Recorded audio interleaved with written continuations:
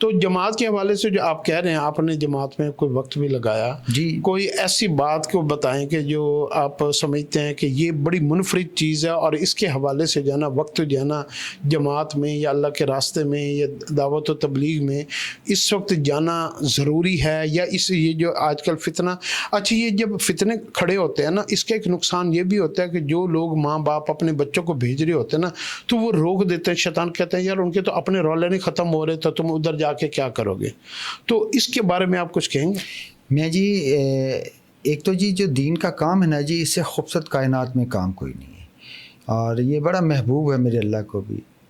تو میں ایک چھوٹی سی کارگزاری آپ کو سناتا ہوں جی. ایک سروزے پہ میں گیا، تو سروزے کی میری یہ تھوڑا سا ہوتا تھا کہ میں جمعے کی رات کو نہیں جاتا تھا، تو جمعے کو میں صبح صبح جا کے میں تشکیل کروا لیتا تھا. بزرگ بھی ذرا محبت کرتے ہیں، کچھ میری مصروفیات کاروباری بزنس مین آدمی ہوں، تو میری تب تشکیل ہو گئی جی. یہ گوجرا سے پہلے اور جہانگیر موڑ کے درمیان ایک گاؤں ہے.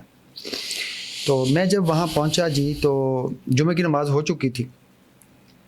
تو میں جب پہنچا تو ساتھیوں کو میں نے جا کے اپنی پرچی دی کہ میں آپ کا 3 دن کا ساتھی ہوں سروزے کا، تو آپ یہ لیں. امیر صاحب کو میں نے بتایا تو وہ نا ان کی حالت بڑی غیر، سب کی 13 ساتھی تھے جماعت کے، تو وہ سارے بڑے پریشان. میں کہ جی خیریت ہے، کیا ہو گیا، آپ کیوں سارے پریشان ہیں؟ تو کہنے لگے جی کہ ہم جی یہاں بڑی مشکل سے پہنچے اس گاؤں میں، تو مسجد ایک یہ مسجد ہے، ایک چھوٹی سی اور ہے. تو جب یہاں پہنچے تو امام صاحب نے کہا جی کہ یہاں پانی کی موٹر خراب ہے تو آپ یہاں سے آگے چلے جائیں. تو ہم اگلی مسجد میں چلے گئے. تو جمعے کا بیان شروع ہونے والا تھا، مولوی صاحب کو پتہ چل گیا جی کہ جماعت کے ساتھی آ گئے. تو مجھے امیر صاحب نے بتایا جی کہ اس مسجد کے امام نے ہمیں ممبر رسول پہ بیٹھ کے ماں بہن کی گالی دینے کے علاوہ سارا برا بھلا کہہ دیا. اور جیسی نماز ختم ہوئی تو انہوں نے کہا جی کہ آپ یہاں سے اپنا سامان اٹھا کے دفع ہو جائیں ورنہ ہم آپ کو ماریں گے. تو ہم نے جی وہاں سے سامان اٹھایا، پھر اس مسجد میں آگے. یہاں پانی بھی آ رہا ہے، انہوں نے کہا تھا پہلے موٹر خراب ہے تو لہٰذا یہ پریشانی میں ہے جی. تو میں نے کہا جی آپ کوئی نہیں، انشاءاللہ فکر نہ کریں، اللہ بہتر کرے گا. تو میں نے مولانا کی صحبت میں رہ کے جو دین کا جو تبلیغ کا کام میں نے سیکھا ہے میں نے اس کو اپنایا. میں نے کیا کیا، میں کہ حضور میری ایک گزارش ہے امیر صاحب سے کہ اپنے اعمال ابھی وقتی طور پہ صبح مشورے تک بند کر دیں. وہ ہم نے بند کر دی، انہوں نے مہربانی کی، مان لی میری بات. تو عصر کے ٹائم میں نمازی آئے تو میں فوراً گیا جی. گاڑی سے میں نے ٹیشو کا ڈبہ نکالا، ایک وہ کپڑا صاف کرنے والی گاڑی کو وہ نکالا. جو 4-6 نمازی تھے ان کے جوتے جس حد تک ہم صاف کر سکتے تھے صاف کیے اور سیدھے کر کے رکھ دیے جی. اس کے بعد عصر کی نماز ختم ہو گئی، میں گیا گاؤں میں، چھوٹی چھوٹی دکانیں تھیں تو ہمیں جو بھی پالش ملی وہ لال کالی شو شائن کچھ بھی ملا ہم سب لے آئے، برش بھی لے آئے. مغرب کے ٹائم پہ کچھ نمازی زیادہ ہوئے تو ہم نے وہ لا کے جناب ان کے جوتے پالش کیے بہترین طریقے سے کر کے سیدھے کر کے رکھ کے نماز پڑھ لی. عشاء میں جوتے پہلے ہی ہم صاف کر چکے تھے، کوئی 2 نمازی اور بڑے ان کے بھی صاف کر کے رکھ دیے. عشاء کے بعد میں نے نا کوئی ایک دوستوں سے بات کرنے کی کوشش کی تو انہوں نے نا بڑا دتکارا ہمیں، مطلب بڑا کھچاؤ تھا ان کے رویوں میں.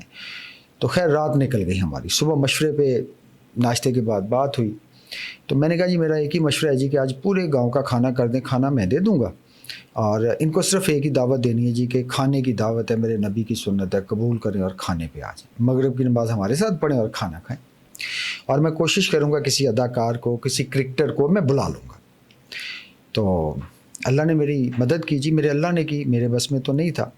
تو امیر صاحب نے مان لی بات. میں نے وہ مقامی ساتھی کو بلایا، ان سے کہا کہ 2 دیگیں بنا دیں ہمیں، ایک بریانی کی ایک زردے کی.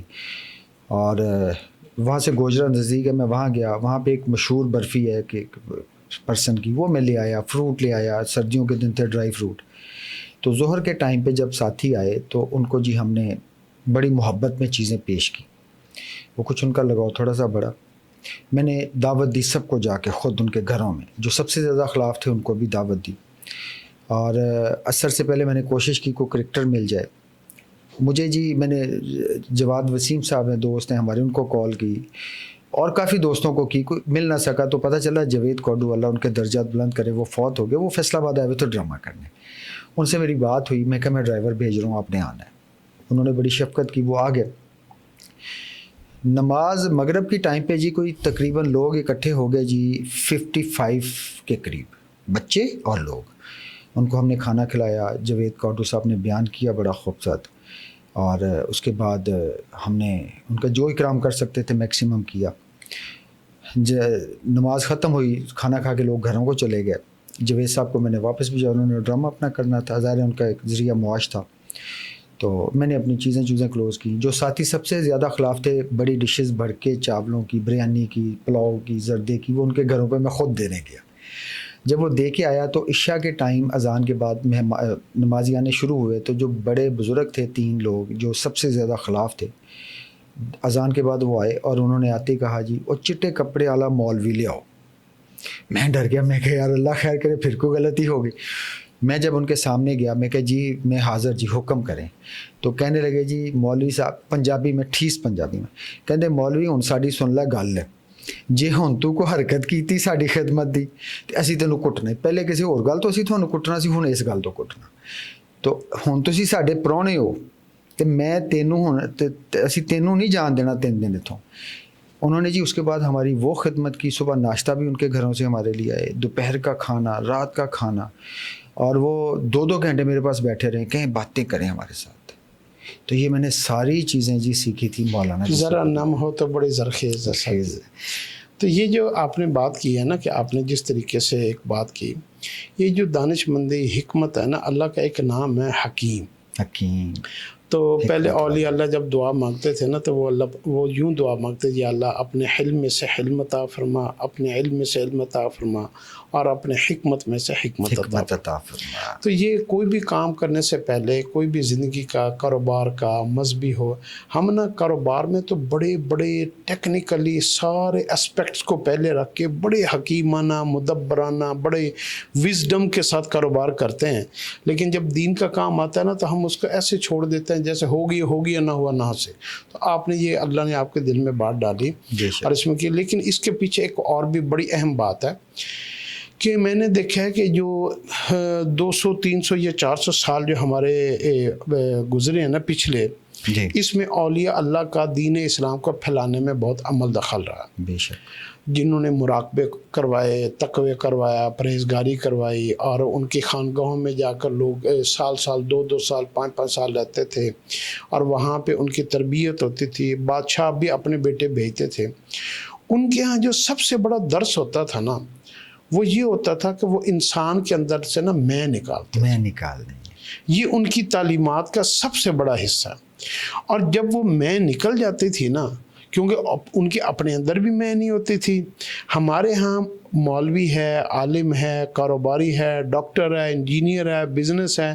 ہمارے ہاں ہر بندے کے اندر ایک ایسا غیر محسوس طریقے سے گردن میں سریہ ہے, میں, انا, خود پسندی, عجب پسندی. تو وہ چیز نے کیا کیا ہوا کہ لوگوں کو ہم سے دور کر دی. تو یہ جو عاجزی ہے نا, کہ جوتے سیدھے کرنا, یہ اولیاء اللہ کا اصل میں بنیادی شیوا یہ ان کا تھا. جب بھی ان کے ہاں کسی امیر زادہ کوئی آتا تھا تربیت کے لیے, اس کا باپ چھوڑ کے جاتا تھا, تو وہ کئی دن ان سے 2 سے 3 کام کرواتے تھے. ایک جوتے سیدھے کرواتے تھے, ایک مسجد کے اور خانقاہ کے باتھ روم صاف کرواتے تھے, ایک خانقاہ کی صفائیاں کرواتے تھے, اور ایک جو ہے نا وہ ان کو خدمت کے اوپر لگا دیتے تھے. بالکل ایسے.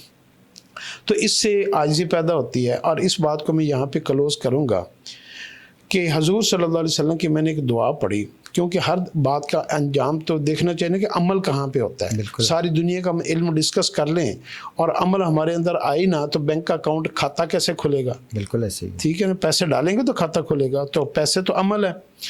تو ایک دعا میں نے پڑھی, اللہم اجعلنی فی عینی صغیرہ وفی اعین الناس کبیرہ.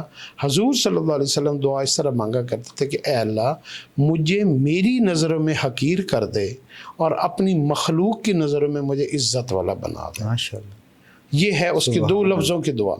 اب حضور صلی اللہ علیہ وسلم جیسی ذات جن کا بلند مقام سارے نبیوں سے افضل, وہ بھی اپنے لیے اللہ سے کیا مانگتے تھے کہ یا اللہ مجھے عاجزی عطا فرما, مجھے جو ہے نا بالکل میں اپنے اندر مٹ جاؤں. مٹ جاؤں. میں اپنے آپ کو حقیر سمجھوں, یہ دعا مانگے کرتے تھے اللہ سے. یعنی یہ دعا میں کیا چیز مانگی جاتا ہے؟ جو سب سے اہم ترین چیز ہو, امپورٹنٹ چیز ہو, ویلیویبل چیز ہو.